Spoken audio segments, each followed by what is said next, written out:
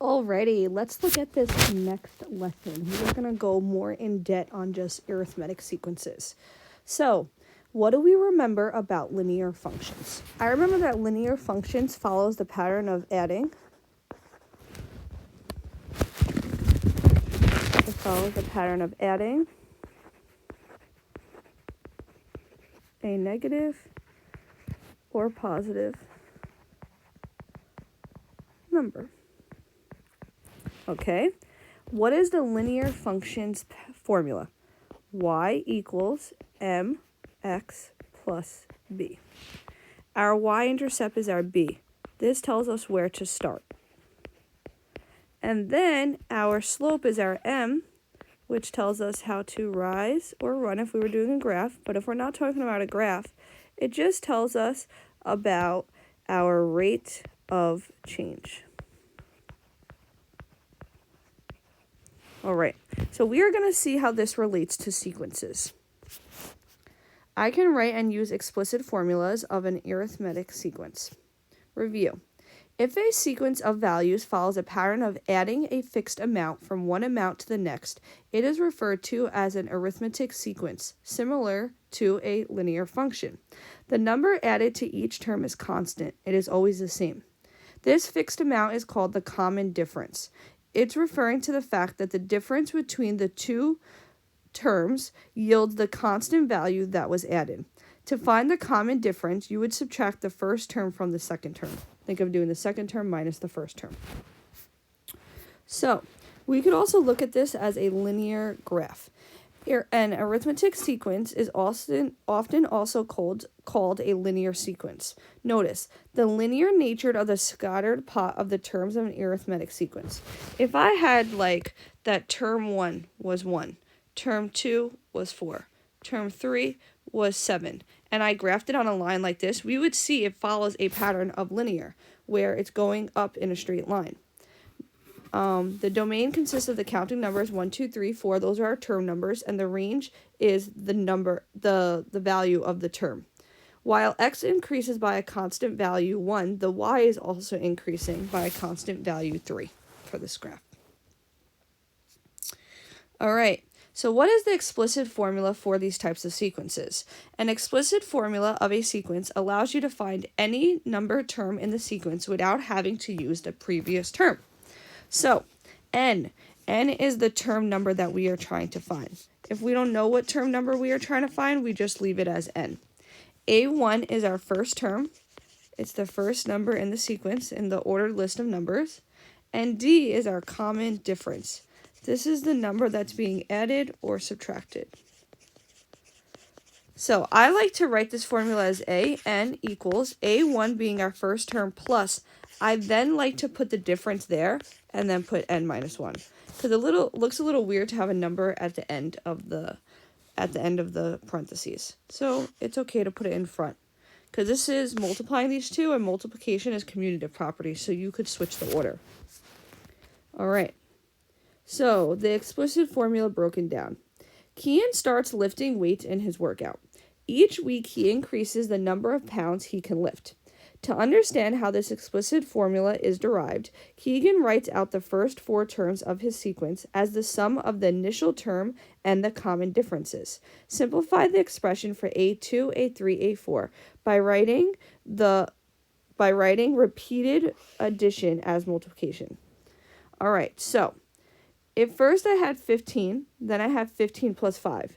That's me doing 15 plus 5 one time. So I'd put a little exponent of 1. Then for A3, I was adding the 15, which is my first term, plus the 5, and I did 5 2 times. I meant to make this a parenthesis. I did 5 one time, then I multiplied 5 2 times. Then the next one, I did 15 plus 5 3 times. All right.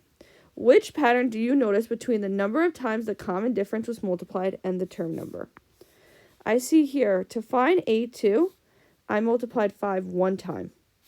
To find A3, I multiplied 5 2 times. To find A4, I multiplied 5 3 times. So what does this mean? This means that the pattern is you multiply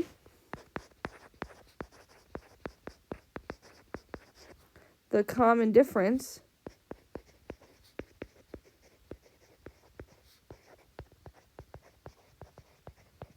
by 1 less than the term number. All right. Now let's create an explicit formula to model this situation. You start with AN. AN is our sequence for any number, is A1. A1 is 15, plus our common difference, which is 5, and we multiply this by n minus 1. That's where we get that we multiply the common difference by 1 less than the term number. And let's use this formula to find how many he could lift on week 20. So that would be A20 equals 15 plus 5, parentheses 20 minus 1. Now let's type this into the calculator. 15 plus 5, 20 minus 1, which is 110. So on week 20, he can lift 110 pounds. Alrighty, let's look at this next question. Write an explicit formula to represent each arithmetic sequence, then find the indicated term. First, we have to find the common difference. To do this, you could do the second number minus the first number, and make sure this is the same as the third number minus the second number. Let's see. 8 minus negative 1. Good. And now let's do 17 minus 8. Good. They both equal 9. That's great. So our formula would be AN equals our first term, which is A1,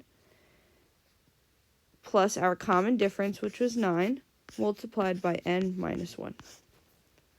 So now if I want to find the 26th term, I would just plug in 26. A26 equals negative 1 plus 9, parentheses 26 minus 1. So A26, this 26th term is negative 1 for the first term, plus 9 for our common difference, times 26 minus 1, which gets us 224. Good job. Let's look at the next question. The common difference. We would do the second term minus the first term, and then make sure that's the same as the third term minus the second term. 62 minus 70. I see my numbers are going down, so it should be negative, which it is, negative 8. And then 54 minus 62 is negative 8 again. So our common differences are negative 8. So our formula is AN to find any term number equals our first term, which is 70, and then our common difference, which is negative 8, so minus 8, multiplied by n minus 1.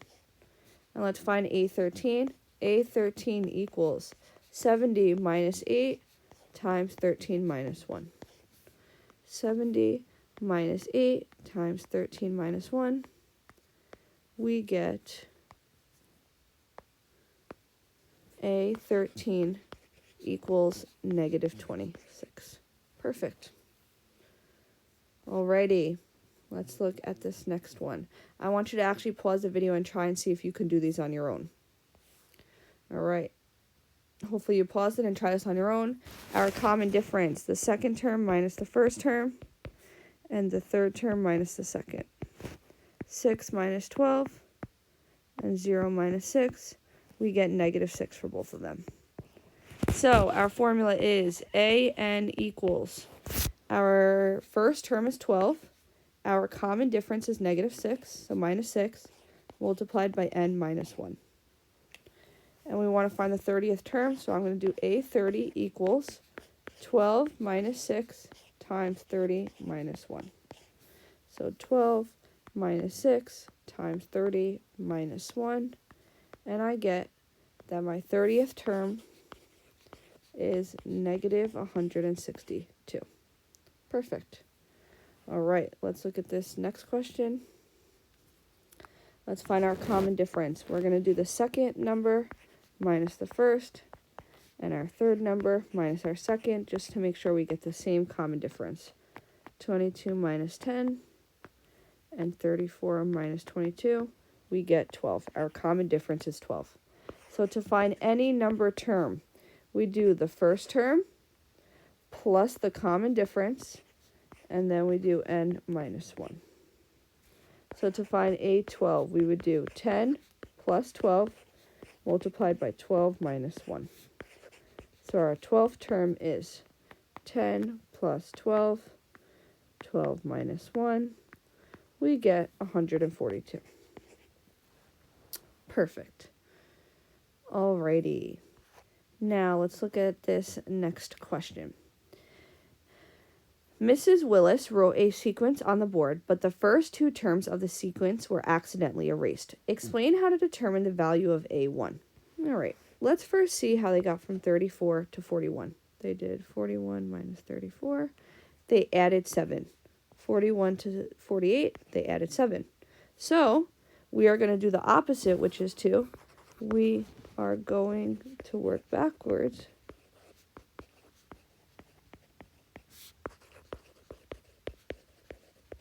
By subtracting 7. So 34 minus 7, that gets us 27. And 27 minus 7, that gets us 20. Alrighty, so now let's write the formula. We would have an for any term number is the first term, which is 20. Then put the common difference, which is minus 7, times n minus 1. Now to find the 18th term, all we got to do is plug in 18 to that formula we just wrote. And we get 20 minus 7 times 18 minus 1, which gets us negative 99. Perfect. Oh, no. I made a big mistake. You know how I realized I made a mistake? Because if all these numbers are going up, then why was my 18th term negative? That doesn't make sense. Our common difference was a positive 7. We only did the negative 7 to work backwards, so we should actually be adding 7. So 20 plus 7 times 18 minus 1, and we get 139. That makes a lot more sense. All right, that's why it's good to make sure if your answer makes sense. All right, let's look at the next question. The graph below shows the first 5 terms of the sequence. Let's write what they are. The first term is 27. Then the second term is 21. The next term is 15. The term after that is 9. And then 5. Okay. So the common difference is we went down from 21 minus 27, 15 minus 21. We went down 6. So our common difference is negative 6. So now let's write the formula. We write an equals our first term, which is 27. Our common difference is negative 6 times n minus 1. So let's find A18. A18 equals 27 minus 6, parentheses 18 minus 1. 27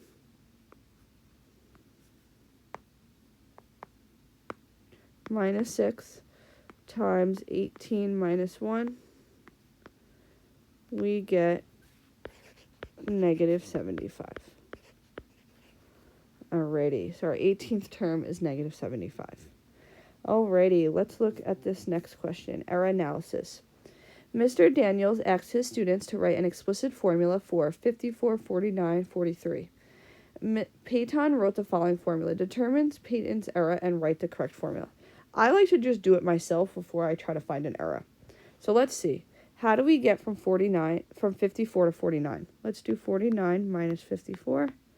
And make sure that's the same as 44 minus 49.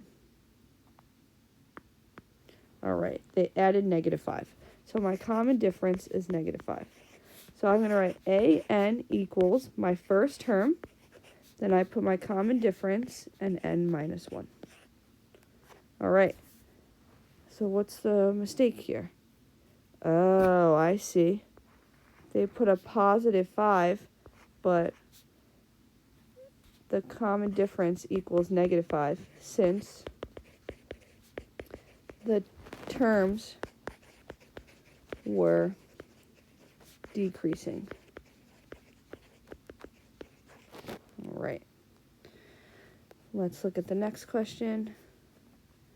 Which arithmetic sequence has a common difference of 4? Meaning, which one are you adding 4? Well, let's see. 0 to 4n. That means I'm adding 4, but I also added an n. I also can't add 0 and 4n because they both don't have an n. So that can't be my answer. Let's look at choice 2. To get from 1n to 3n, that would mean I'm adding 3n. So that's not my answer. Number 2. I have n plus 1 became plus 5, became plus 9, became plus 13. That's adding by 4. 1 plus 4 gets you 5. 5 plus 4 gets you 9. And we don't have to worry about the n since that stays the same.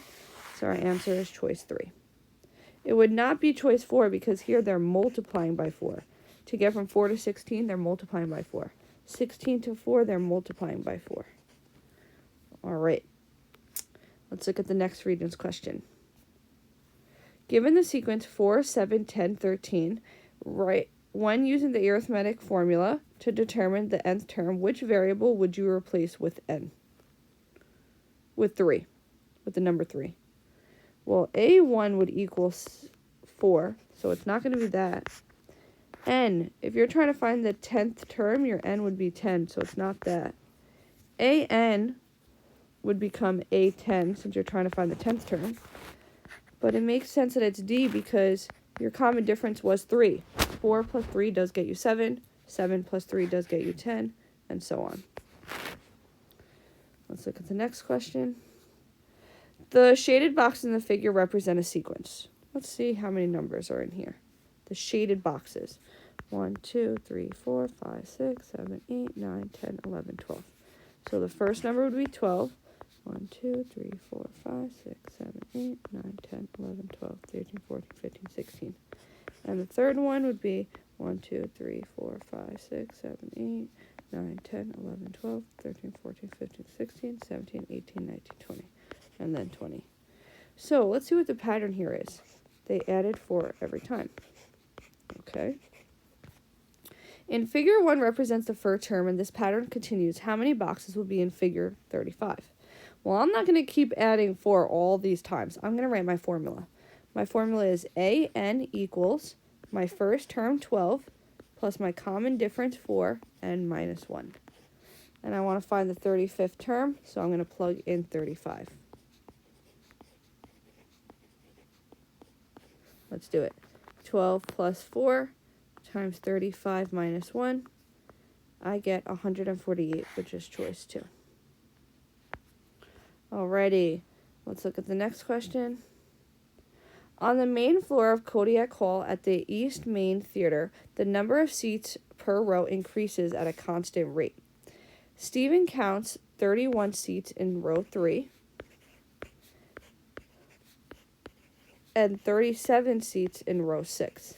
How many is in row 20? So we could continue adding until we get to 20. First, we have to find our pattern. 31 to 37. Well, if it was 32, 33, that doesn't get us anywhere. Let's try adding by 2. 31 plus 2 is 33. 32 plus 2 is 35. 33 plus 2 is 35. And 35 plus 2 is 37. That makes sense. I don't want to keep adding to 20 because I just feel like that's going to take a while and I might get confused and get unorganized. So let me go backwards and find what the first term is. 31 minus 2 would be 29. And 29 minus 2 would be 27. So now my formula would be an equals the first term 27 plus our common difference 2, and then I put n minus 1. And if I want to find the 20th term, I would have a20 equals 27 plus 2, and then n is 20 minus 1. Now let's do this. 27 plus 2, and then we're going to do 20 minus 1. We get 65, which is answer choice 1. And that wraps up our lesson on arithmetic sequences. The most important thing for you to remember is this formula, this explicit formula, where you do whatever term number you're trying to find is equal to the first term plus the common difference, or minus the common difference if your term numbers are going down, and then we do n minus 1.